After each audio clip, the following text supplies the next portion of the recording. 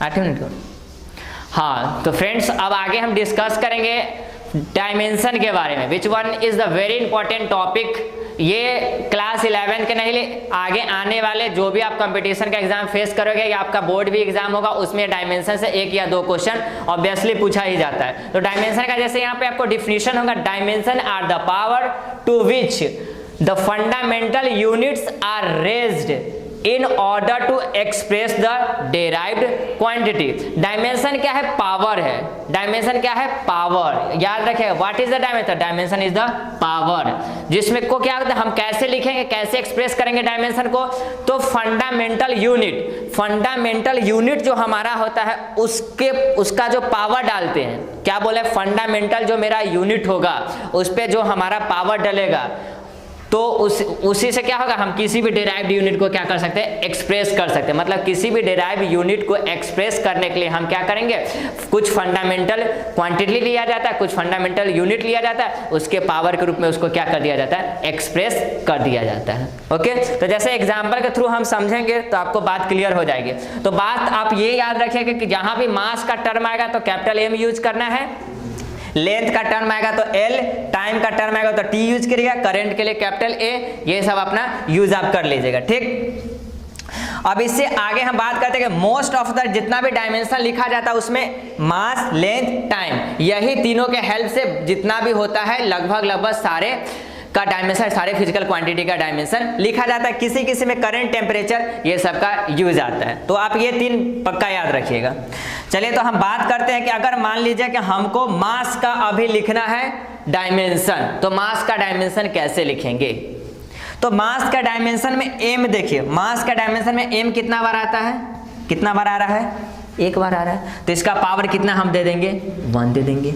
अगर हम लेंथ का हमको लिखना होगा, लेंथ का हमको क्या लिखना पड़ेगा, डायमेंशन लिखना पड़ेगा, तो इसके लिए क्या यूज कर देंगे, कैपिटल एल। इसके लिए क्या होगा, बस एक ही एल आता है। टाइम के लिए क्या हो जाएगा, टी हो जाएगा, है कि नहीं है? ठीक, अब इस तरह से हम बात करते हैं कि एक एग्जांपल लेते हैं एरिया। एरिया को हमको क्या लिखें, एरिया एक डेराइव क्वांटिटी है, इस डेराइव क्वांटिटी का हम डायमेंशन कैसे लिखेंगे? तो सबसे पहले आप फार्मूला लिखिए, फार्मूला भी लिख सकते हैं या फिर यूनिट भी लिख सकते हैं, दोनों से आपका काम बन जाएगा। तो फार्मूला लिखेंगे एरिया का, तो क्या होता है, लेंथ गुने क्या होता है, ब्रेड्थ, लेंथ गुने ब्रेड्थ। तो हम आपको बताए हैं कि लेंथ के लिए तो लेंथ ही होगा, अब ब्रेड्थ भी हमारा क्या है, लेंथ ही है। तो बच्चों, सॉरी फ्रेंड्स, लेंथ के लिए हम क्या यूज करते हैं, कैपिटल एल। लेंथ के लिए यहाँ देखिए क्या यूज करेंगे हम, डायमेंशन कैपिटल एल। तो यहाँ पे हम लिखेंगे कैपिटल एल मल्टीप्लाई, फिर लेंथ के लिए हम क्या यूज करेंगे, कैपिटल एल। तो इस तरह से हम देखते हैं तो एरिया का डायमेंशन क्या हो जाएगा, एल क्या हो जाएगा, मल्टीप्लाई होगा स्क्वायर, क्या आ गया, एरिया का हमारा डायमेंशन आ गया एल स्क्वायर आ गया। अब ये चलिए हम बोले हैं कि यूनिट भी आपको पता रहेगा फिर भी आप डायमेंशन लिख सकते हैं, वो कैसे था, एरिया का यूनिट क्या होता है, मीटर स्क्वायर, मीटर स्क्वायर। तो मीटर से किसको मेजर करते हैं, लेंथ को मेजर करते हैं, और लेंथ के लिए क्या सिंबल होता है, एल। तो डायरेक्ट हम लिखेंगे एल और क्या हो जाएगा, स्क्वायर, डायरेक्ट भी लिख सकते हैं। हम क्या बोले, यूनिट जैसे हमको एरिया का यूनिट होता है मीटर स्क्वायर, तो मीटर स्क्वायर लिख दिए। अब आप सोचिए कि मीटर से किस क्वांटिटी को मेजर किया जाता है, तो मीटर में तो लेंथ को मेजर किया जाता है, तो लिख दिए उसके लेंथ के लिए एल और उसका स्क्वायर था तो स्क्वायर। ऐसे भी आप लिख सकते हैं, या तो आपको फार्मूला है फिर भी आप डायमेंशन लिख सकते हो, अगर आपको यूनिट पता है फिर भी आप डायमेंशन को लिख सकते हो। तो इसमें थोड़ा सा एक और हम बात करते हैं कि जितना भी क्वांटिटी का डायमेंशन लिखते हैं ना, उसमें हम 3 फंडामेंटल क्वांटिटी लेते हैं, एक मास लेते हैं, दूसरा लेंथ लेते हैं और तीसरा टाइम लेते हैं।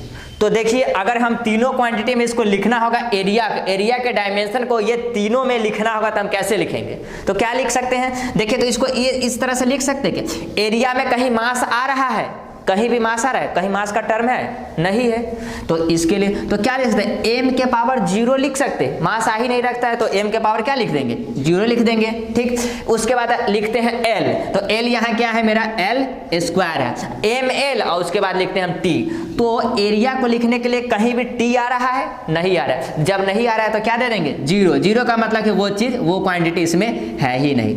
तो ये हो गया एक स्टैंडर्ड तरीका एरिया का डायमेंशन। कोई पूछेगा एरिया का डायमेंशन क्या होता है, तो m to the power 0 l square t to the power 0। ये क्या हो गया मेरा एरिया का डायमेंशन।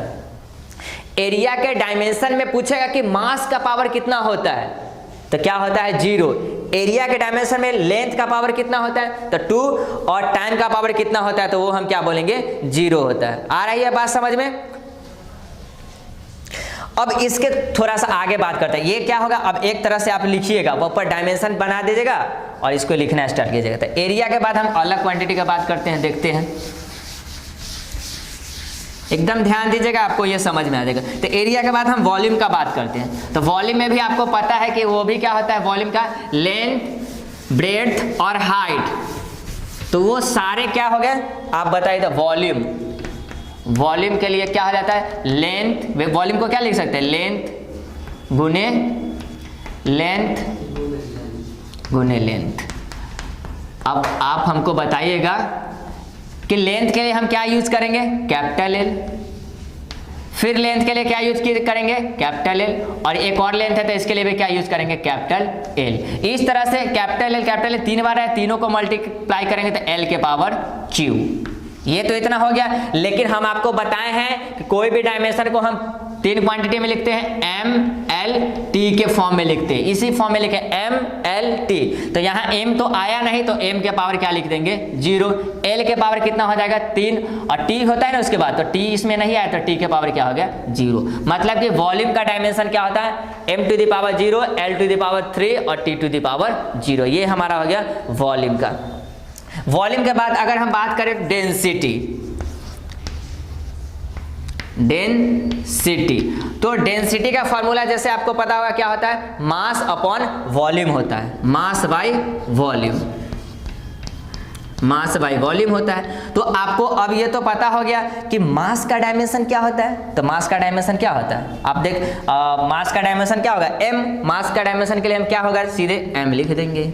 मास का डायमेंशन हमको पता है, पहले ही आपको बताया है मास का डायमेंशन m। अब वॉल्यूम का डायमेंशन क्या होता है? देखिए ना, वॉल्यूम का डायमेंशन क्या होता है? m का पावर 0, l क्यू और t का पावर 0। होता है कि नहीं होता है?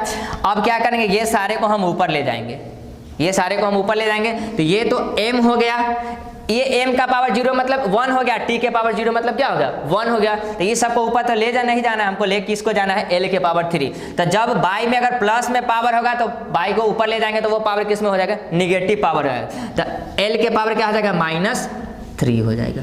हो जाएगा कि नहीं हो जाएगा? l के पावर क्या होगा? -3 हो गया।